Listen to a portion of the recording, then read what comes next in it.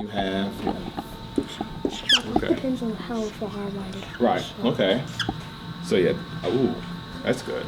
And if you want to make your prediction in feet or yards, that's fine.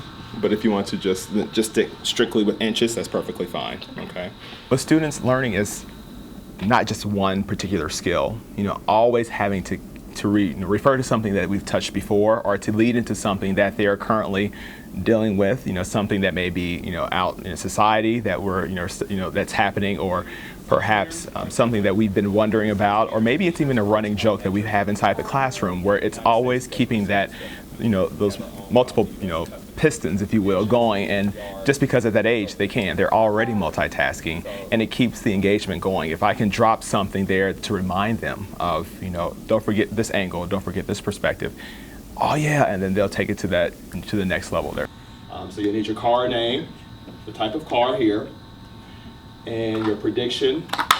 They're really ready to be tested. They want to be independent, and it's my challenge to give them the confidence, but yet also the tools to enhance that confidence they have, to give them the task there where I give some parameters or some guidelines, but yet encourage them to take it the next step. And well, give me some suggestions, give me some ideas there, but being able to freely question, but know how to question, not just out of defiance, but critically question. I always look at thinking in three regards: practical thinking, creative thinking, and critical thinking.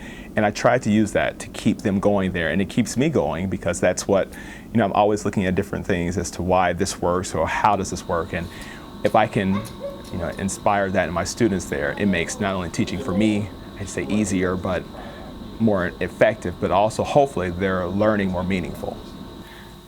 I think I was 1 year out of my undergraduate, graduated. I was working full time in a whole other industry, and just wasn't satisfied. Just didn't find that fulfillment. Financially, I was fine, but I just was not. It just felt very passive. And I researched going to Bloomington, to the IU campus, to their I think it was the elementary certification graduate program, the ECGP, and I researched that, and I was like, "Ooh, I get a master's, and I can get my teaching license at the same time." So I went to pursue that, and every class, every professor, field placement has just been reinforced that decision. It was definitely the culture there, and it was not just from the people in my cohort, but also, again, as I mentioned, to my professors. They definitely pushed the thinking. They pushed our comfort zone, asking us why, encouraging us to try different elements. I would have never considered social justice connected to social studies.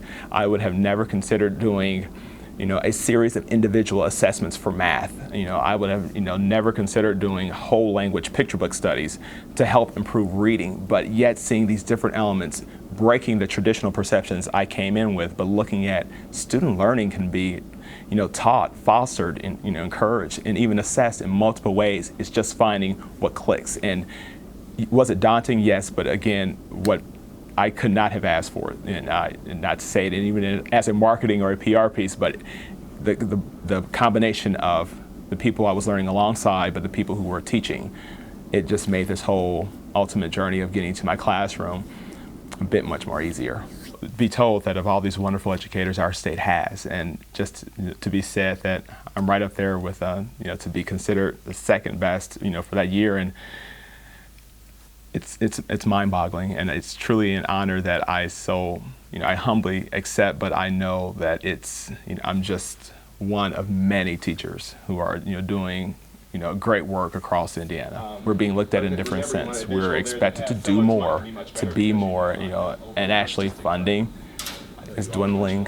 The expectations seem to be large, but also vague at the same time, and trying to make sense of it. And even in the midst of all that, truly still asking yourself, do you want to teach? Do you want to teach? Not, I like to work with children. Well, education today is much deeper than that. It goes beyond, I just like to work with kids. I mean, you can do that as a librarian.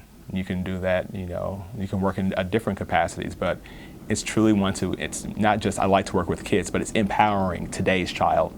And today's child is, they have so many different labels, and they're coming from different backgrounds and very unique circumstances that not even the best textbooks can even assist you in understanding and being able to just still, even with all of that, knowing that, okay, I may be evaluated for, these students who may not perform so well on a certain assessment, or I may be in a building where I may not feel like I have support there, but still feeling like at the end, the kids I'm given, the kids we are all given as teachers, that we can make a difference there and that we can still strive to do great things for them. 1 yard, we can try to convert perhaps into feet.